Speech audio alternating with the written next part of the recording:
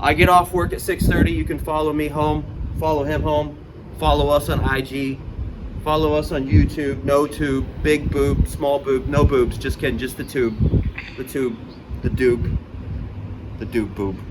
What he's trying to say is follow us on Instagram and YouTube, please. That's nice.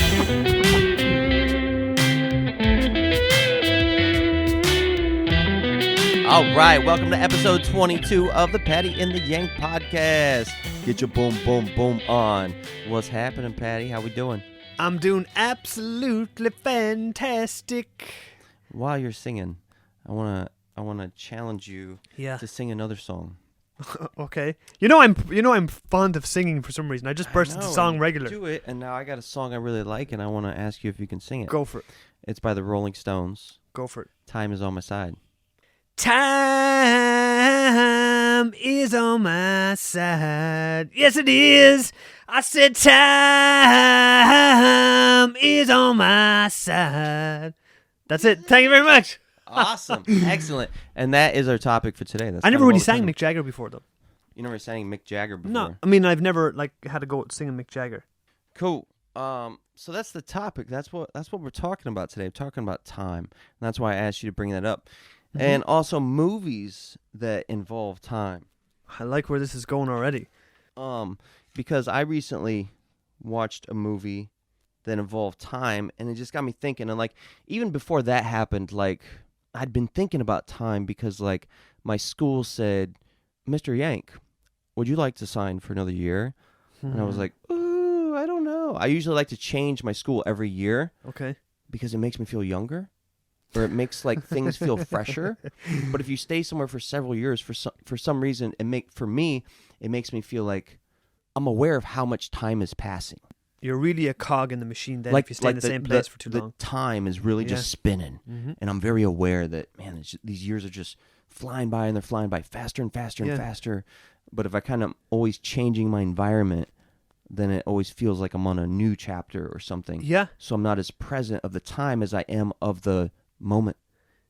Whoa, I never thought about it in a good way before. Yeah, that's a very interesting point. Like Right. people that spend their entire life, their entire existence, their entire being in the one place. And they never leave that place ever. They live inside a bubble. And all they know is what's in that space. So until you leave that place and then you look at it from the outside, like say me leaving Ireland and then looking at Ireland from the outside, you know what I mean? You look at all the things then that people do and how they act, and a lot of it is down to them never having left their home place to live in foreign lands and experience the world in a different way. So their concept of time and our concept of time for sure would have to be different because we're always moving around. I've spent the last 12 years moving around from fucking country to country. So our concept of time and their concept of time would have to be different because they are stationary in one place for their entire existence. Yeah, totally. And that's kind of why I've been thinking about it. Cause like, I've now been in Taiwan for 8 years. So like time is passing, and I'm realizing this because my siblings are getting big. My parents are getting older. You know, I'm getting older. Not that really bothers me so much, and realizing that the time is passing. And it just got me thinking. And then I finished this book, Sing Unburied Sing, where it goes over a long period of time of these very abusive parents.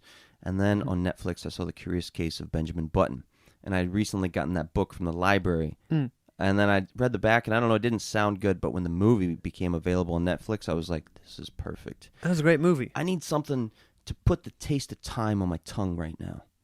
I need to be reminded of what it looks like and what it feels like so that I can gain some sense of peace with it. When you say time, what do you mean? You mean the concept of time that we've created now for ourselves regarding a clock, and it's 1 o'clock in the day now, and there's 24 hours in the day. Like when you're saying a concept allow me of to time, be more what do you mean? specific. Actually, I'm specifically referring to age, aging, and the process of me aging, and also the people that I love aging.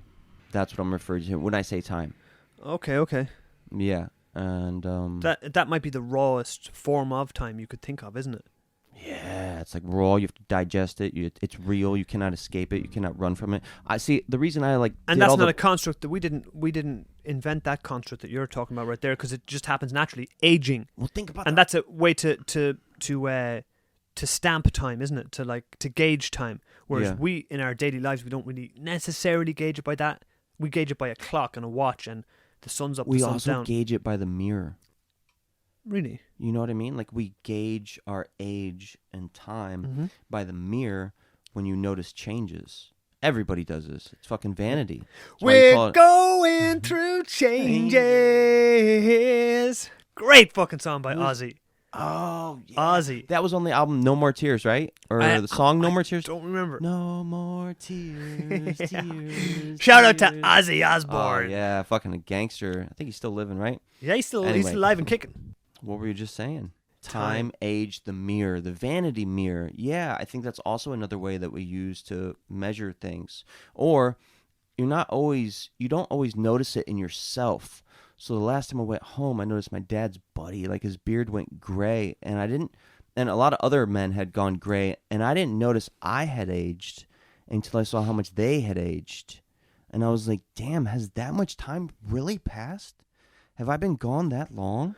That's a very interesting thought there. That can you see in yourself how much you've aged visually? Because that's interesting. Other people can see how much you've aged. If other people haven't Right. seen you in a long time, if I haven't seen you in 10 years, I might notice a huge difference in how much you've aged from your appearance, but you mightn't see that in yourself because you see yourself every day in the mirror. You look at yourself every fucking day in the mirror, right? Right.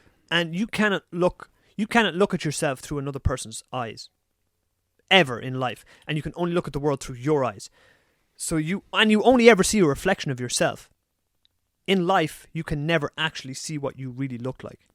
Oh, interesting Ever. point. You That's only ever see a reflection of yourself. In right. a mirror. Like my mirror in my bedroom, it makes me look like kind of more narrow.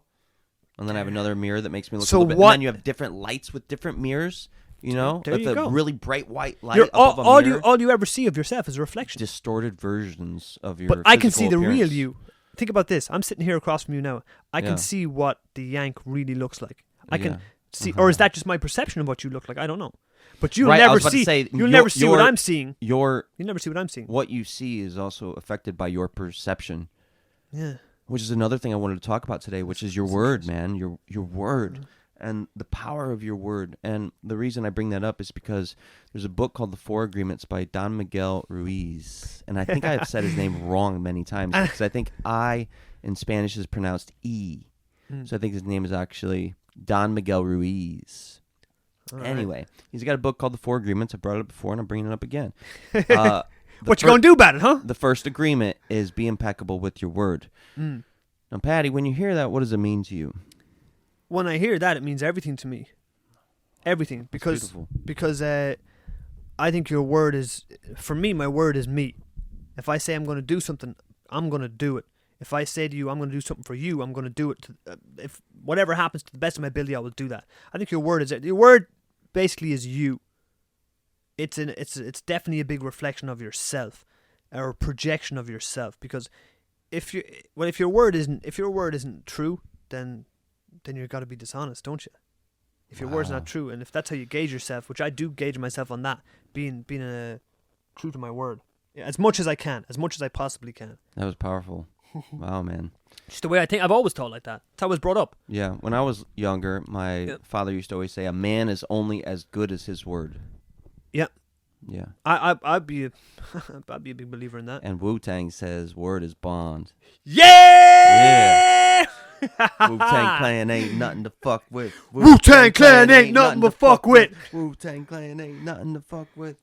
Oh, man. Big And if you Wu-Tang get lover. that, bring the ruckus. If you don't give a fuck, bring the ruckus. I'm too mashed. Let's go. Um, But yeah, that's what I think about your word being impeccable. yeah, so yeah. cool. So impeccable. So the word peccable means sin. And if we're talking about Latin roots, means without. So impeccable means without sin. So being impeccable with your word means speaking without sin. And when I first read Be Impeccable with Your Word in his book, I initially thought, oh, I need to be impeccable with my word and how I talk to other people. Like, don't put people down. Don't make people feel guilty. Don't belittle people. Shit like that. That's what it meant to me. And then I've actually reread this book 4 times. And now I just listen to the audiobook version of it. And every time I understand it on a bigger level.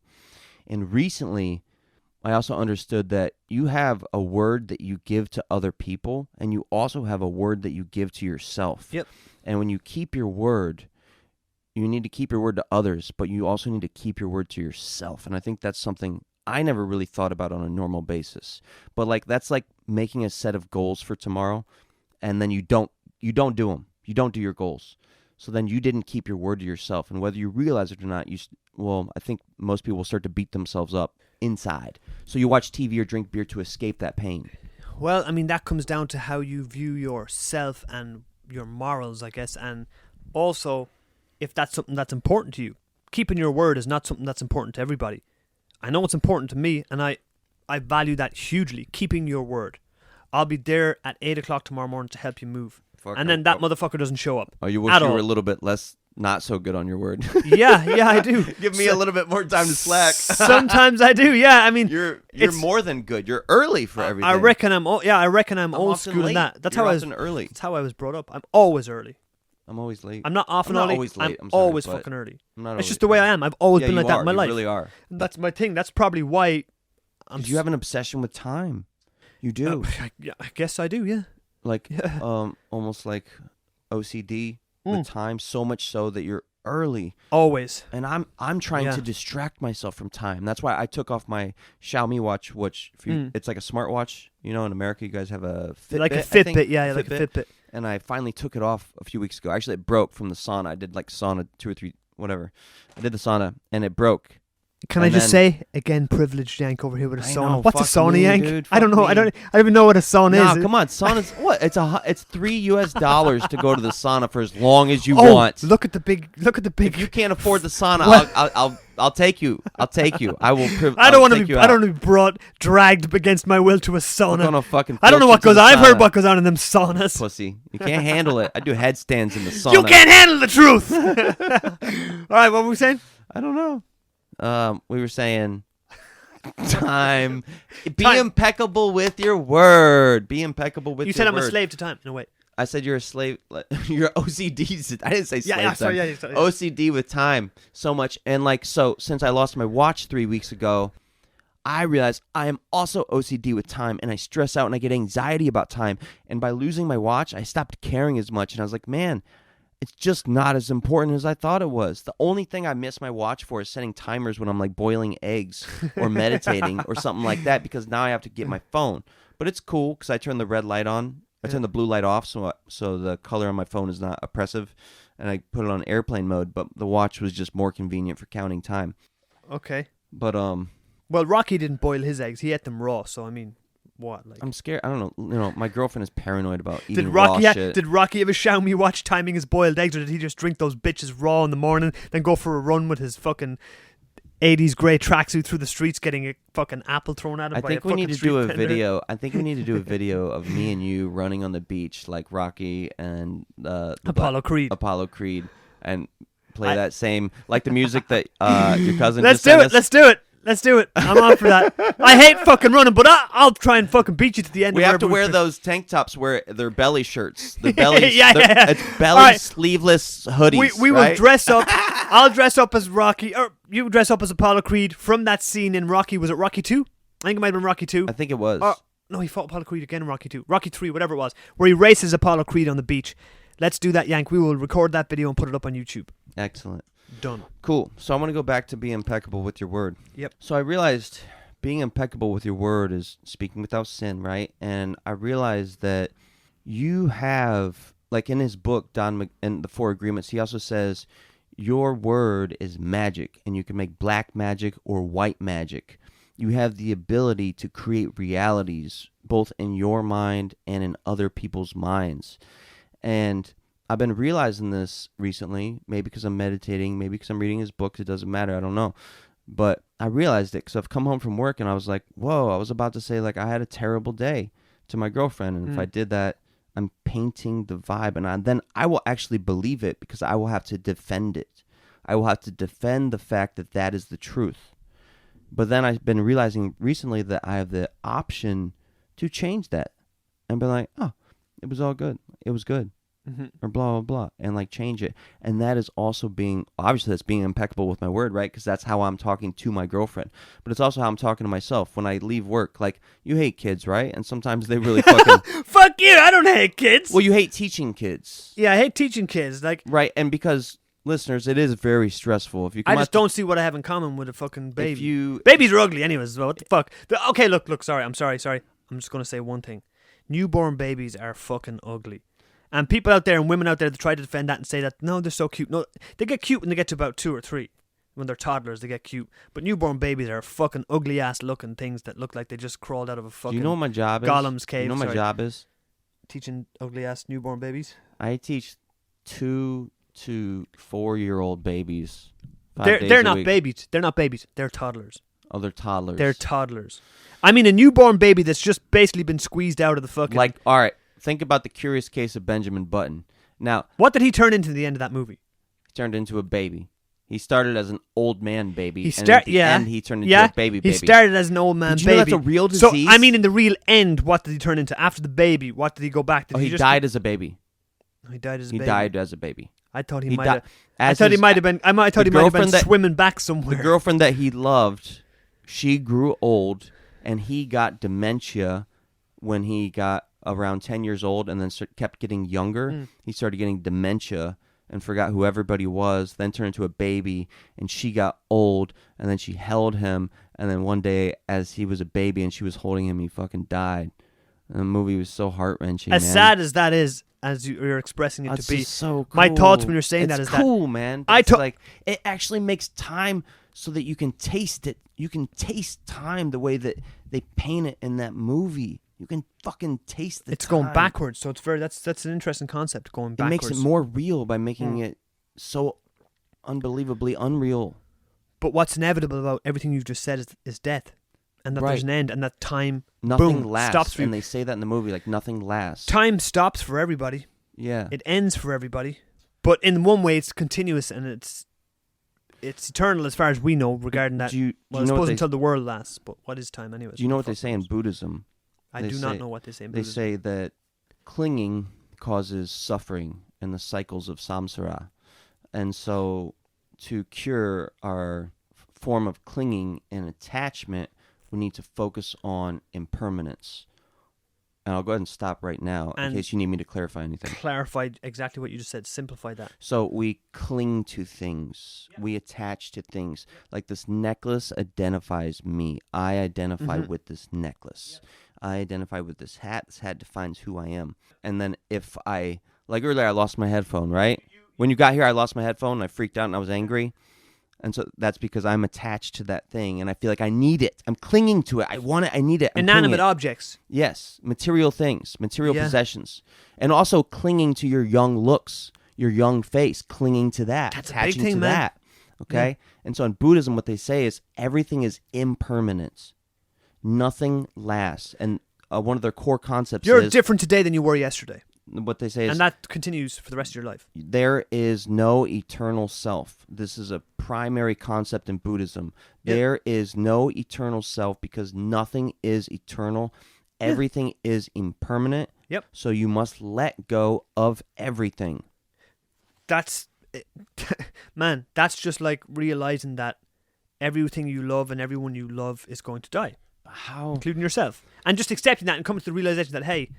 That's going to happen. You cannot go through life without suffering. Life is suffering. You know what I mean? That's what it is at the end of the day. Whether you accept that or not. That's exactly what Buddhists say, too. Life is suffering. And I said it to my dad, and he's like, "What? That's such a negative way to think." That's a realistic way of thinking. That doesn't mean you're sitting in your room going, everything is going to end. Like it doesn't mean that it's just that you have the conscious thought of that. And you're aware of that. You can accept that. It makes life better if you know that it's suffering, right? And like in Bhutan, like the people say that something you need to constantly think about is that we're all on the exact same path, and at the end of that path is the exact same thing, which is death. And we need to realize that. And so while we're on this path, we need to stop and enjoy every little thing because we will never walk this path again. You know what I mean? You could admit that we're different every single day. That makes me think of the book. I think it was called Night by Eli Wiesel. Read it in high school. Yeah, the World War II book where he got taken from his town. I think it was in Slovakia and brought to the concentration camps in Nazi Germany. Nazi Germany was occupying, taking over the world, and they brought him. I don't know if it was to Poland. I can't really remember where, but at the start of the book, he was talking about the village he grew up in. And again, I think it was Slovakia. I'm sorry if I get this wrong. And he was saying, you know, he walked down the street and there was the baker, a well-respected man. He baked all the bread for the town, blah, blah, blah, blah. He went further down the street and there was the butcher, you know, a highly regarded man amongst the community, a man with prowess and power, whatever like that. Then the rabbi, the man who ran the mosque, the man of knowledge, blah, blah, blah. And he was this and that. He was the other. So he kind of gives you a little bit of a description of the people that are in his village, his life, his world that he's grown up in.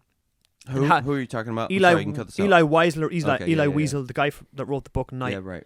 Brilliant book on the concentration camps and And the other books we read were kind of like that too. On They the talk about Holocaust, the little villages. Yeah, a very interesting Like book in, on the Holocaust in Tattooist of Auschwitz. Great book. I think, or Soka's journey. I think Soka goes and walks around the town one day or something like that. Man, it's crazy. And she goes to like the different little shops. Crazy. So what? Yeah. So anyways, he describes at the start of the book all these people in the village and their level of, what would you say? Their level of importance, their who they are. You know, why they're higher up the ladder in the hierarchy of the village. Okay. And when the Nazis come in and take everybody out of there and throw them onto the cattle trains and fucking ship them out to Auschwitz and wherever else they were going, they stripped everybody naked, and he found himself standing in a room. I think it was a room in one of the concentration camps, or it was on this train, I don't really remember, with all these people from the village that at one time he had looked at. This is the rabbi, the great man of knowledge. This is the butcher, the man who provides us with our meat. This is the baker. These guys are highly regarded. But at that moment in that place, when they were stripped naked of their clothes and they were all standing there together, facing death and fearing death, they were completely equal. Nobody was anyways different. They were completely equal. They were all facing death, about to die. It didn't matter if you were a rabbi. It didn't matter if you were a butcher, and if it didn't matter. So it doesn't matter what you are. It doesn't matter right now in this moment in fucking time what you are, because you can take yourself to that place with him where everybody's completely equal, and that's exactly the way we really are, because we're all facing the same thing. In the curious case of Benjamin Button, it's a repeating thing that's said in the movie, which is, in the end, first the ship captain, this tattooed Irish drunk. I remember him. And ginger beard. Yeah, I was so sad because I loved him, and he's like, in the end, you have to let go. After the Japanese shot him, and then he later, Benjamin Button later says that to his dad. No spoilers. In your end, you have to let go, and in the end, you have to let go, but not necessarily in the end. It's better to let go now. I was just gonna say. We should let go now. Let go of things, but like that brings me to another point, which was the biohacking, and the reason that I did it. The reason that I did it is I thought I could cheat age. I thought I could cheat change. I thought I could stay young forever if I took enough collagen. That's why I was doing it, man. 'Cause that's what it is. It's cheating. It's trying to cheat the fucking system. That's what I was trying to do, and I think that's what a lot of people are trying to do. At least that's what I was trying to do. Yank. Yeah. We are all cheating the system right now, because who would have ever expected humans to live to be 80 years old, 90 years old, 100 years old? It just wasn't a thing going back to ancient times. People didn't live to that age. I want to be 80 years old. old. So in that regard, we are already outlasting our natural lifespan that we should have. I guess, like an average dog, dog might live to be 12 years old. Well, that's the dog's lifespan. 12, maybe 14, maybe 15 if he's lucky, but it's a rare thing or whatever like that. Whereas us, humans in general now, we are outlasting ourselves like crazy. So we're already going against the odds. Most importantly, we have the ability to stay agile into more elderly age. Yep. And that's more... Well, think about why that is, right? In the 1950s, 40s, 50s, and 60s, why were elderly people dying at younger ages? And why were they not so agile? Because they were sitting around watching the TV box. Because they were broke, struggling to survive, and they had to work all day, every day. And they didn't have time to exercise. Exercise was not a part of their life. Well, if they were working, like exercise every day, I guess it was exercise. It's a luxury of modern society. The Very ability true. to exercise. Very true. There's not many people back in the ancient times that would have chose, I guess, to exercise. I know Commodus, the Roman Caesar, I guess he was. They portrayed him in the movie Gladiator. He was Okay. he was one of the first guys to like train in a gym regularly. Really? How crazy is that? Like he regularly kept himself in Who? shape. Caesar? Commodus. Commodus. Was the son of Marcus Aurelius. Okay. And Commodus, when he was a child, I think his brother, he had a brother, and his brother died like when he was young, and they thought, oh, Commodus can't get any diseases or that. So he became a hypochondriac. Hypochondriac is someone that's always sick or scared of getting sick or whatever it was at that. So they always shielded and protected him from stuff. So he would go to train, lift weights, and keep fit regularly. Hell yeah. Back in the Roman times. Hell yeah. That's what he was doing. So Hell he was yeah. like one of the he's like one of the original He's the OG biohacker fucking bodybuilder, right? OG There you go. bodybuilder. There you go. Like the first one. Commodus, he was also a fucking psychopathic lunatic. Yeah. Oh fuck yeah. They go hand. Well, I'm a psychopathic lunatic, and that's why I have to exercise. Yeah, like he was like executing family, executing friends, like Oh. fucking doing I've only done fighting gladiators, but that were weaker than him. So he would go into the Colosseum and fight gladiators. Oh, okay, but you're make, right. You're make right. sure they had disadvantages. He would fight lions. He would Sorry, his kill name again? Commodus. They portrayed him in the Commodus. movie Gladiator. Whoa. Joaquin Phoenix played him in Can we Gladiator. do a podcast about Amazing. him? I want to talk about Commodus. This sounds cool, Okay, cool. man. Yeah, That, all right. That mindset, what it takes to develop that kind of mindset. Say no more. I know a lot about Commodus. dude. I know a lot about that kind of shit. Awesome. That's We're good. great. So, I have needed to piss since we started doing this. Hold that. I'm going to start this right away, okay? I needed to piss so bad that was painful, man. Like painful. My dick. I was trying to run out the door there and I was like, Jesus Christ, is this really happening? Am I really feeling this pain or am I just really fucked? So, Patty, what I was trying to tell you earlier is that the reason I was biohacking is because I was trying to cheat age and wrinkles and shit like that. And me and you in the past have talked about money when I was stressed out about money. And you're like, fuck it. It doesn't matter. Yeah. You just focus on, I don't know, what did you say? Well, nothing really. I mean, money. What do you need to live? Realistically, you need air, you need water, and you need food, and possibly shelter. Yeah, So- clothing and shelter, right? Too many people now, they just pursue money, and that's all they think about is money, and money poisons them. I mean, look, we all need... That's a dopamine thing. Think about it. Mm. You just get more and then you want more and more and Of more and course, more and more and it's more and like more and more and you never Money's like fulfilled. chocolate. Money's like sex. Money's like a drug. Money is a drug. For a Yeah. lot of people, money's a drug. But what Guys, I said if is... you haven't listened to the Dopamine podcast yet, please go back and give it a listen because it revolutionized me and Patty's lives. Yeah, I mean, look, I'm not an idiot. I know you need money to survive in this day and age. You know, well, if you wanna live in social society, you gotta have money. You gotta at least have enough money to survive in social society. If you wanted Right. to just become a hermit and live in a fucking cave somewhere and have air, water, and hunt your food, I'm sure you could do that I too. met a guy in- If you want to commit to that, I met Go an ahead. Aboriginal guy You can do that it. built his own house and grew his own food, and he did have electricity, but fucking for the dream. most part, he did it. isn't that hilarious that a lot of people want to go back? They would consider that as going back. Their dream is to go back to a more primitive way of living and to a more primitive time. I would like to do that. We talk about ancestral stuff a lot, Yeah. right? But like, dude, like I was recently, I love the law of attraction, and I was thinking like, all right, come on, Yank, like, what is your perfect life? And I was like, all right, It doesn't exist. You know the problem that 'Cause you've you're been human. doing. Hold on though. Let me go. The problem is I usually visualize my perfect life in America, and I don't visualize my perfect life that's available in Taipei. But by visualizing these things, I do honestly believe you can attract them into your life. Because sometimes I'll visualize my next day before I do it. Or sometimes I'll visualize the night with my girlfriend. And a lot of times that's really what happens. And so I try to visualize the things I want. And so I was just like, what's my perfect house? What's my perfect life? And it's always me with a farmhouse and a barn with horses and Harleys and a garden. I can shut you down right now and tell you that even all those things you're imagining as your perfect life, you will want more. If you had all those things right now, I can just almost guarantee you're human. You have the human condition, which is always wanting more. But even right now, I don't want... You know? Right now, I don't want more. I'm content as I am now. But you just told me your dream or perfect ideal it's- life would be to have a Harley and a house It's a in the spiritual, countryside. philosophical question to yourself. I think. It's not making me discontent with my current life because I am not discontent. good. And I even told you that. I'm okay staying in this place.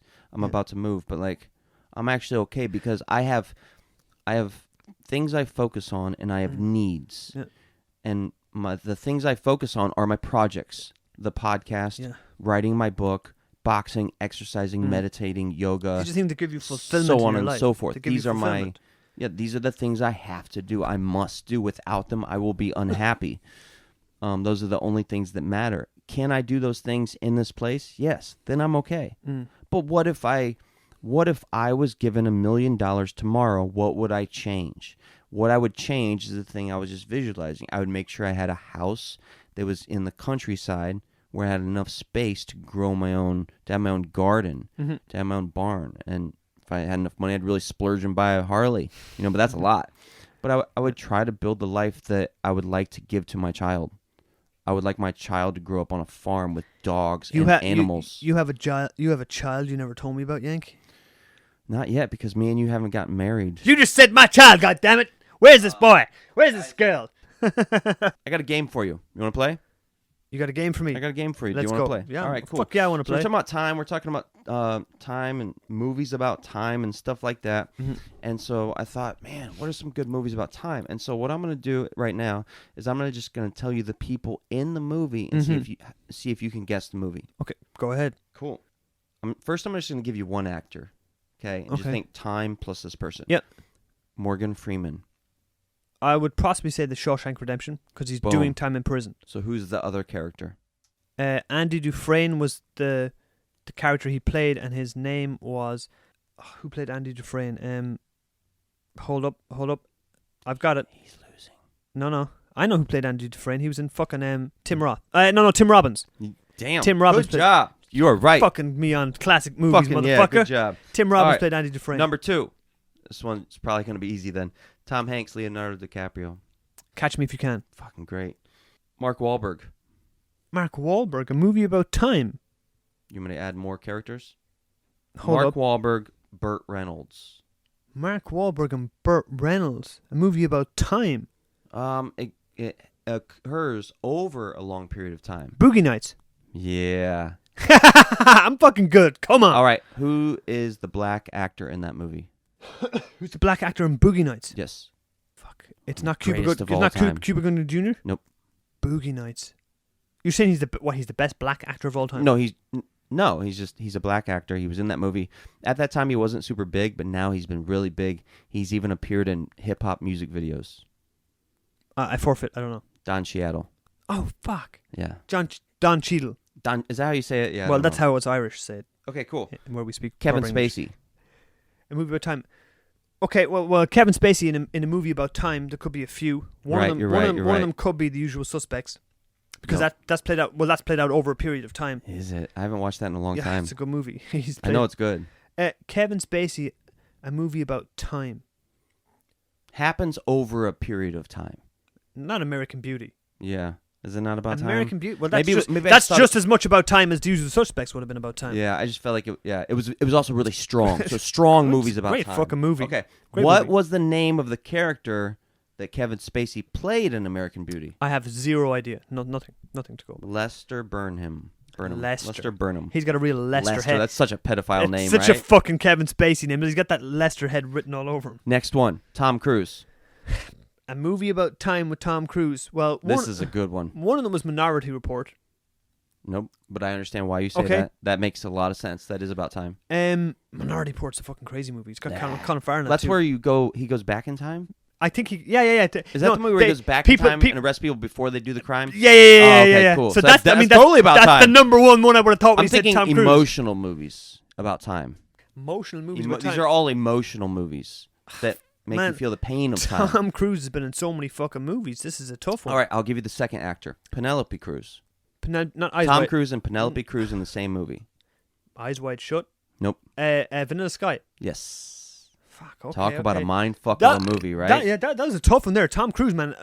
I know he's been in so many movies. He's in the new. I thought if I told you Tom Cruise and Penelope Cruz at the beginning, when you said that, I said one more. Yeah. Dude, that movie had so much Radiohead in it. That movie fucked my head when it came out. It fucked my head. I was like, shit. What is reality? It's been years since. What is time? What is perception? What is life? Am I real? Like that movie fucked my head up. It's like man. being John Malkovich. I felt the same fucking way. Next one, Denzel Washington. Deja Vu. Oh fuck, that's even better than the one I picked. Every movie. Another one. Are you Googling it? I see you on your fucking phone. I'm not fucking Googling it. I was trying to check the fucking how much time we've got in the timer here. I would We're never 38 do I would minutes. never We're do that. 39 minutes. Okay, thanks. I would never do that. Denzel Washington, about time. Denzel watched a movie about time. You said it's not Deja Vu, which would have been an obvious one. Yeah, I feel an idiot. Um, You want me to give you the second actor in the movie? Go on. John Goodman. John Goodman and Denzel Washington in the same movie. Mm-hmm. Fuck, I don't remember them two being in the same You movie. today sang the theme song from this movie. Who did? You. At the beginning of this podcast, Yeah. you sang the theme song for this movie. This one I have to forfeit. I Dude, pass. this is a great one. Fallen. I've never seen Fallen. Oh, it's a good one. It's a horror mystery where like the devil takes on different bodies and stuff. It's evil. It's dark. And the main song that plays over and over in the movie is "Time Really? is on my side." Really? Yes, it is. So I like the way you tied all this together, Yank. Time is on my side. Where you got me there with that Yes, one it was is. where you got me with that one was John Goodman and Denzel Washington. I don't. Do you remember who John Goodman is? No, of course. That's why I didn't fucking. That's why I couldn't get. I was like John Goodman and fucking Denzel Washington in the same movie. I've never. John Goodman was in fucking The Big Lebowski. You're right. He was. He was. You were over the line, Donnie. We're over the goddamn line. John Goodman's a fucking. He is classic actor. There's one more. Mm. This is The dude abides. This is all I can tell you. It was starring, produced, and directed by Denzel Washington, and it was a Pulitzer Prize winning 1985 play. He released this movie in 2016. I love it. It was awesome. Do you know the name? It's about time. Oh yeah, it hits it. Like Benjamin Button hits it. Forrest Gump hits it. That kind of hits it. Titanic. Obviously, I didn't do Titanic today because I figured that would have been too obvious. Fuck, man, you're hitting me with Leonardo DiCaprio and Kate Winslet. You're hitting me with another Denzel one. That's Yeah, like, and but I love Denzel. He's probably my favorite actor. okay. He's probably my favorite He actor. wouldn't nearly be my favorite actor. This movie, I think, actor. was overlooked by a lot of people that never saw it. And I got to tell you, man, this one. It's not the movie where he's neighbors with somebody.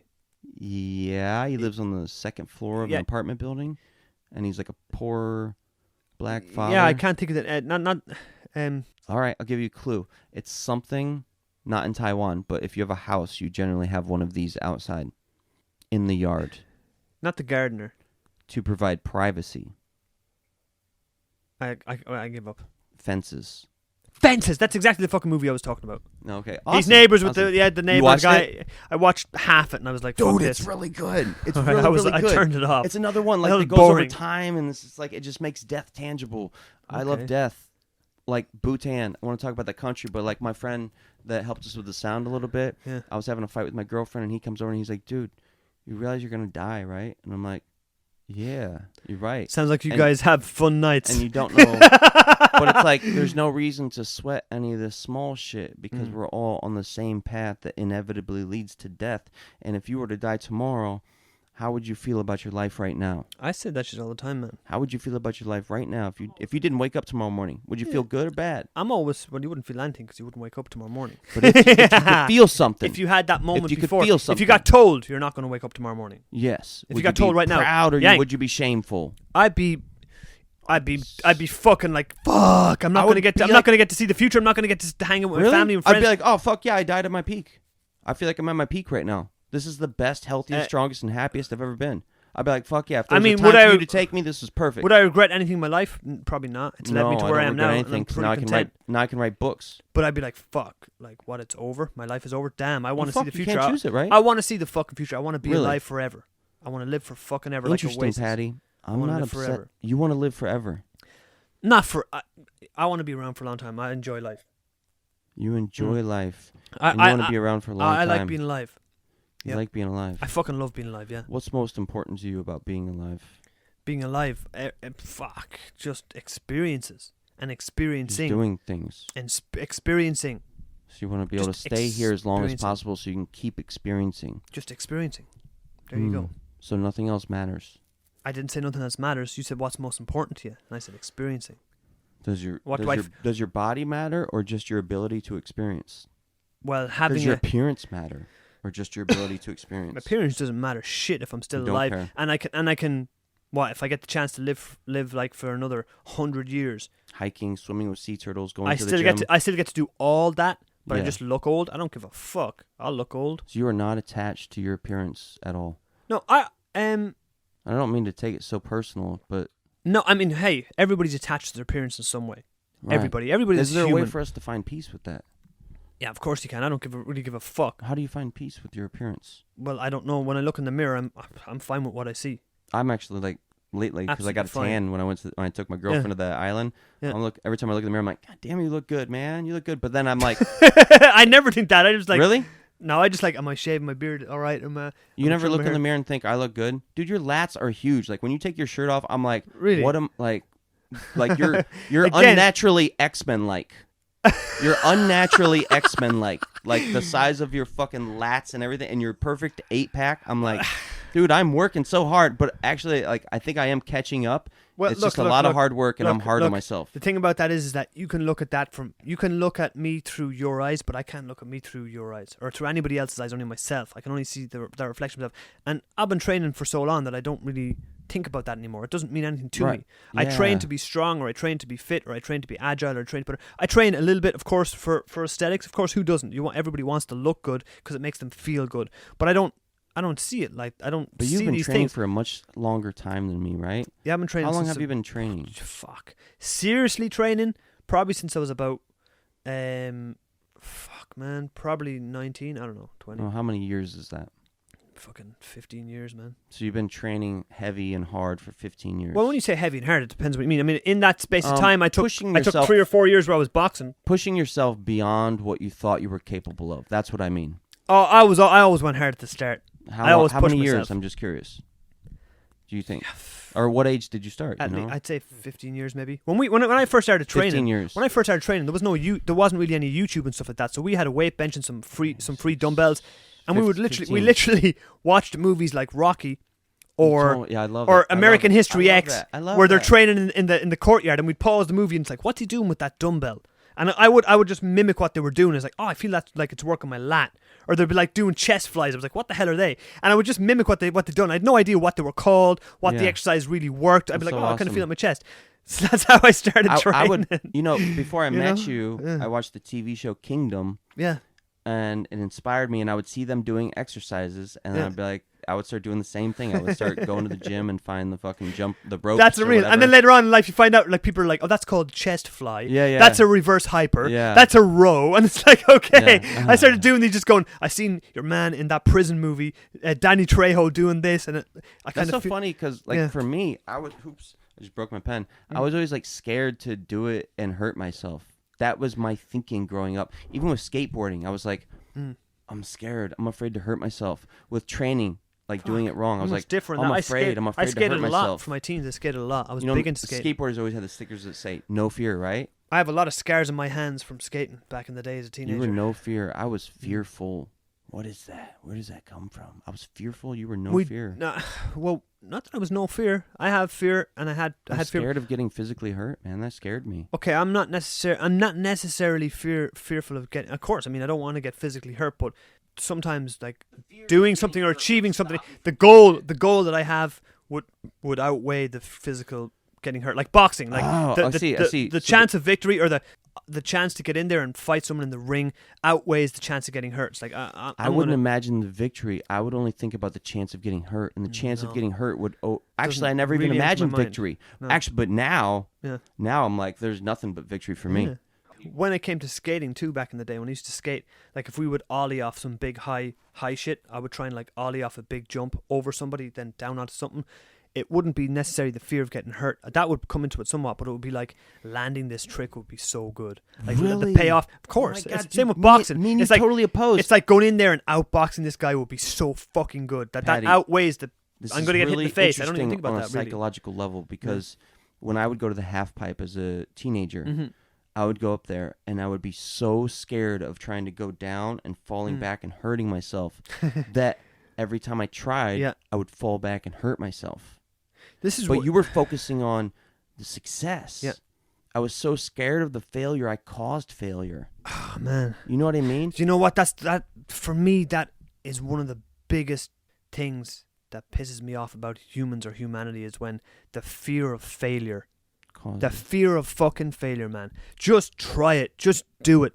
If you fail, you fail. You will fail. We're humans. We all fail all the time. But to not ever try is the biggest fucking failure ever. Not ever try. Now I know that you can only grow from failure. But as a child, as a younger person, I thought failure defined me as an individual. Now I know failure is power. When you fail, like boxing yesterday, I failed, and I'm like, I'm not going to fail again. And on that last round when we did the pads, I think I pretty much, like, I don't know, 4 out of 5 stars. Smooth. Pretty smooth. And I was like, I will not fail again. So the failure motivated me. But as a child under 18, I felt like the failure defined me as a failure. Man, that's interesting. We definitely came from different thought realms there, because I was always like, okay, I fucked it up there, I failed, I'm going to do it again. I would just keep doing it until I got it. Usually I would just keep doing something until I got it. Same with boxing, like, I would just do it until I got it, you know? Yeah. But it's good. I don't do that well, maybe I still do. No, I just told you in boxing yesterday I didn't do it. Now for me, life is just about trying. Try, do.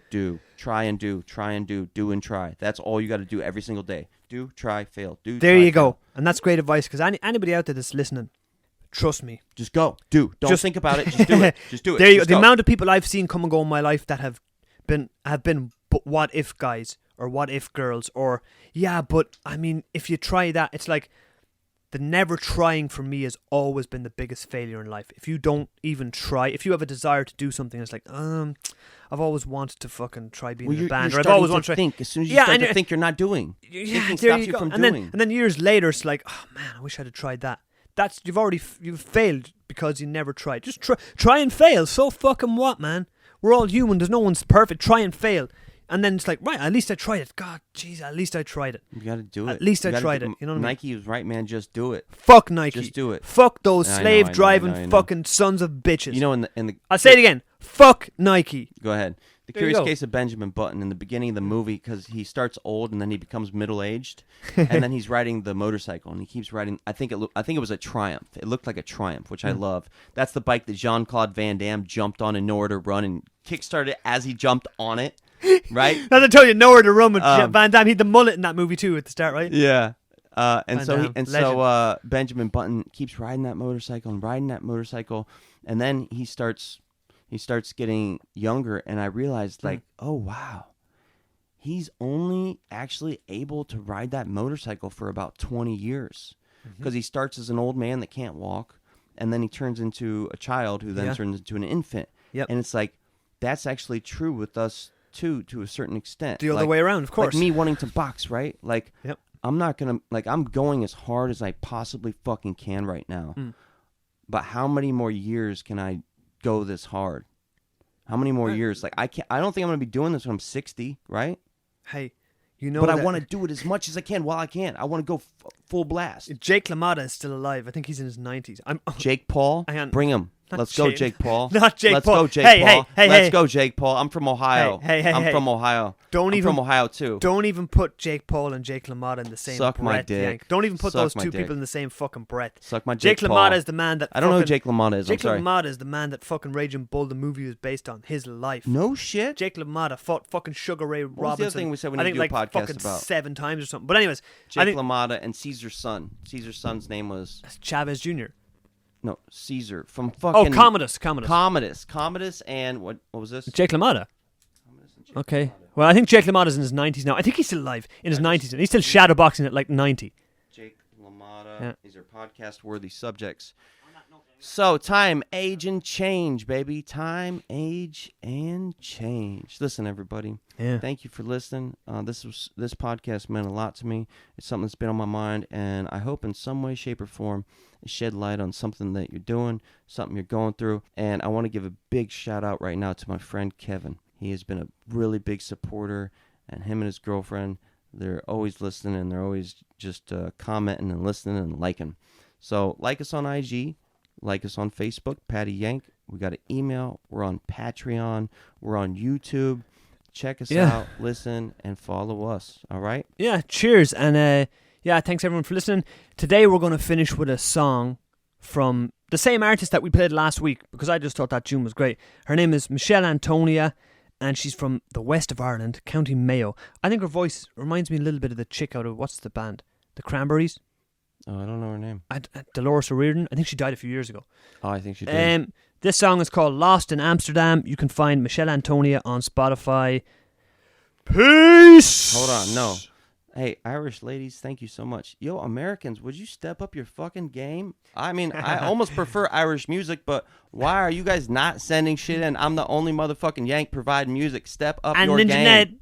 And Ninja, I'm sorry. Oh my gosh, and Ninja Ned's providing way more than I am. We have an American artist that's been lined up to oh, sweet. play some music in the podcast, but they haven't sent us their stuff it. yet. They agreed, but they haven't sent it yet. So. I'm looking forward to it. All right. All right, guys, we are checking out. Enjoy the track. Michele Antonia. Yep, and we'll talk to you soon. Peace. Bye-bye.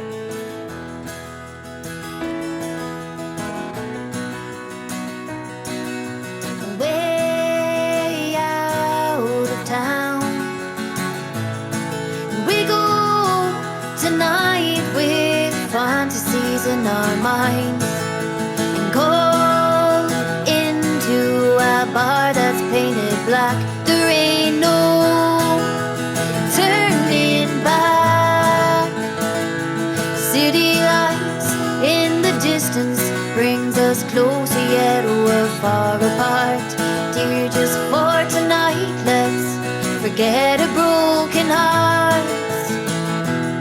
We're in Amsterdam tonight.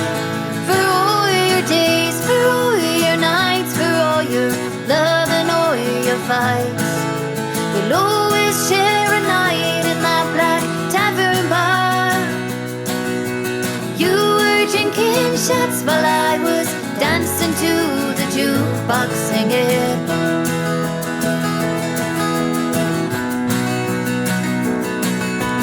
Way out of town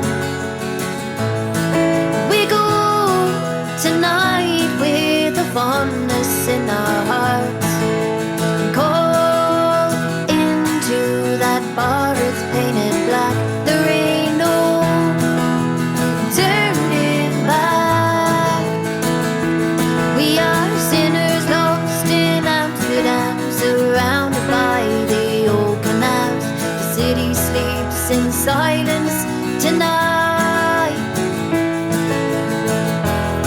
We're in Amsterdam tonight. For all your days, for all your nights, for all your love and all your fights, you'll always share a night in that black tavern bar. You were drinking shots while I was dancing to the jukebox singing.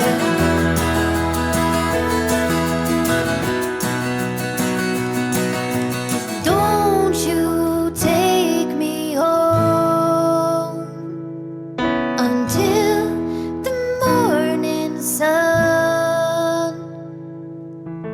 Don't you take me home.